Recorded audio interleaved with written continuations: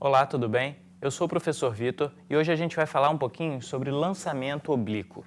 Nas últimas aulas, nós vimos um pouquinho sobre lançamento horizontal, aquele lançamento onde o corpo ele tinha a velocidade na horizontal. A velocidade inicial dele na vertical era nula. Tá? No lançamento oblíquo muda um pouquinho. Um exemplo de lançamento oblíquo, um jogador de futebol fazendo um lançamento. Quando ele chuta a bola sai com uma velocidade na diagonal. Essa velocidade a gente tem que decompor na horizontal e na vertical. Outro exemplo, vamos lembrar lá das guerras, né? De uma fortaleza de defesa de um país, por exemplo. Tinham vários canhões nessas fortalezas. Os canhões eles eram direcionados como? Eles estavam presos no solo e direcionados para cima.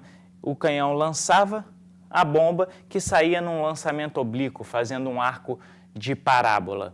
Tudo bem? Então vamos analisar aqui. Eu coloquei um gráfico para vocês, um plano cartesiano x, y, onde nós temos um corpo saindo aqui da origem desse plano cartesiano. Esse corpo ele é lançado com essa velocidade inicial v0 que eu coloquei para vocês em rosa e ele vai fazer o quê? Um arco de parábola sujeito à ação da aceleração da gravidade, que é sempre vertical, orientada para baixo, ok?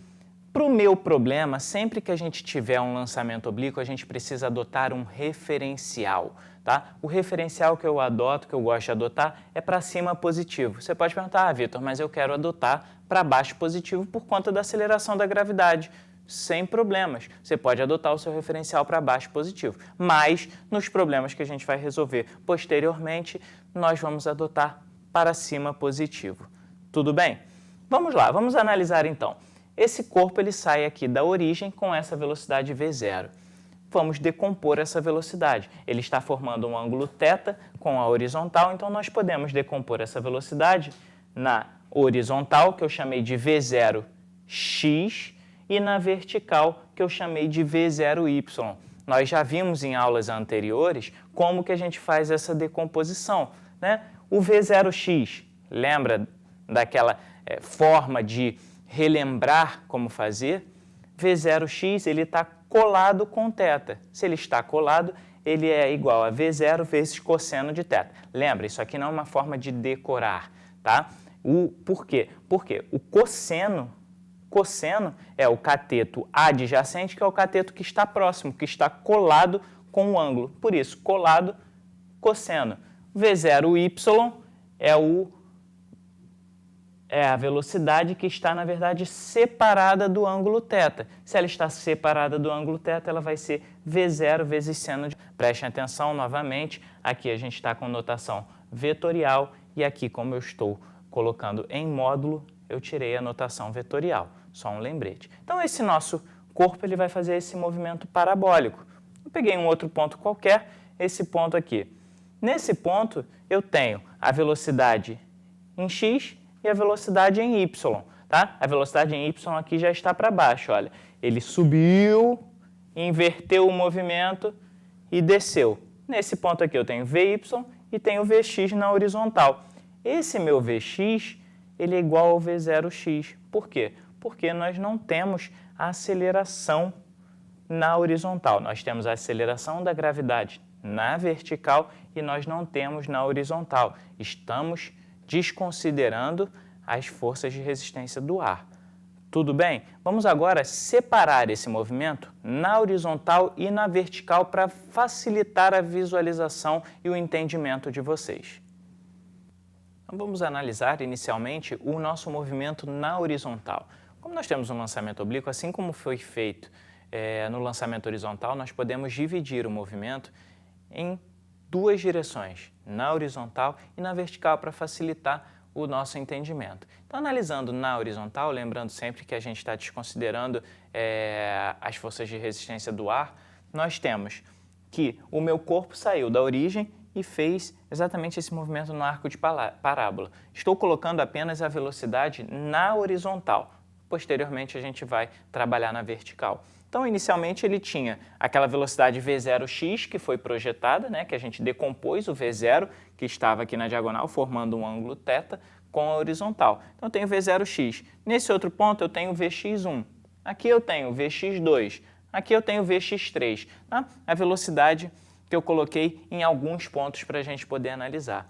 Só que, como eu falei anteriormente para vocês, nós temos um movimento na horizontal, onde estamos desconsiderando as forças de resistência do ar e nós temos uma aceleração nula na horizontal. Nós temos na vertical a aceleração da gravidade. Na horizontal, como a aceleração é nula, essa velocidade ela vai permanecer constante ao longo de todo o movimento. Então, a velocidade na horizontal ela é constante ao longo de todo o movimento, assim como aconteceu no nosso lançamento horizontal, né? Então, nós temos aqui que o V0, o Vx1, ele é igual ao Vx2, que é igual ao Vx3, que é igual a quem? Ao V0x, a velocidade inicial na direção x. E, portanto, como a velocidade ela se mantém constante, ela é igual ao longo de todo o meu movimento parabólico, nós temos um mu, um movimento uniforme. Se temos um movimento uniforme, vamos lembrar lá da cinemática, temos o quê? Que a velocidade é igual a ΔS, variação de espaço, pela variação do tempo, ou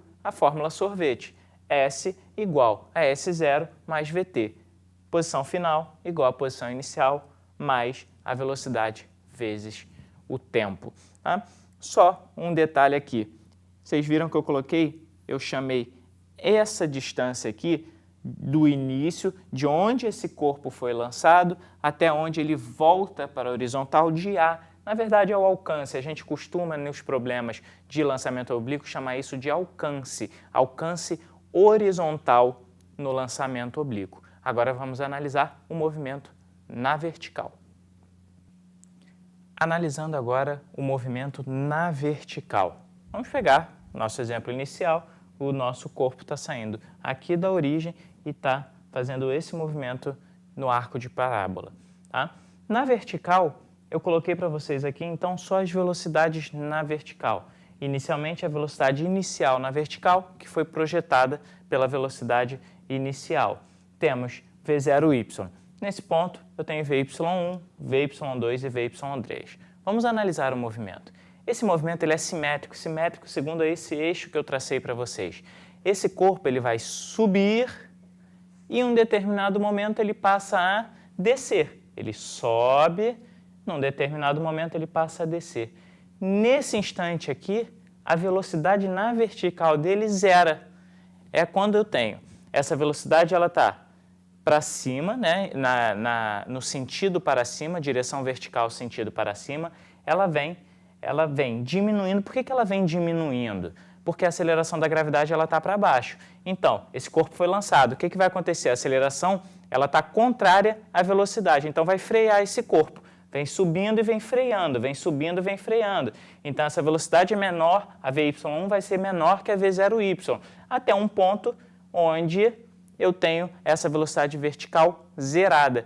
Quando essa velocidade na vertical é zerada, esse movimento ele se inverte e esse corpo ele passa a descer. Então, ele passa a descer e agora ele passa a ganhar velocidade. Por quê? Porque a velocidade, a aceleração da gravidade vai o quê? Está na mesma direção e sentido da minha velocidade, fazendo com que essa velocidade aumente, aumente, até chegar aqui no meu alcance máximo, ok? Essa aqui é a altura máxima desse movimento. Por que é a altura máxima desse movimento? Porque esse corpo ele sobe até um ponto e desce. Então, ali é a máxima altura que esse corpo vai atingir. Nesse caso, como o movimento ele tem esse eixo de simetria, ele sobe, depois desce, o tempo de subida desse corpo até chegar no ponto mais alto é igual ao tempo de descida até atingir o eixo X na horizontal novamente. E na vertical, como nós temos a aceleração da gravidade, o nosso movimento é o MOVE, movimento uniformemente variado. Então, nós temos algumas fórmulas que podemos usar. ΔS igual a V0t mais A sobre 2t ao quadrado, V igual a V0 mais AT, equação de Torricelli, V ao quadrado igual a V0 ao quadrado mais 2A ΔS. E nos exercícios nós poderemos usar na vertical as fórmulas do MOVE, na horizontal as fórmulas do movimento uniforme. Na próxima aula nós vamos realizar alguns exercícios, faremos alguns exercícios para exemplificar e ficar ainda mais claro para vocês como analisar esses movimentos. Mas pelo que eu mostrei para vocês, já dá para ver nitidamente, é muito parecido com o lançamento horizontal que a gente viu nas aulas anteriores. Por hoje, nós ficamos por aqui. Muito obrigado.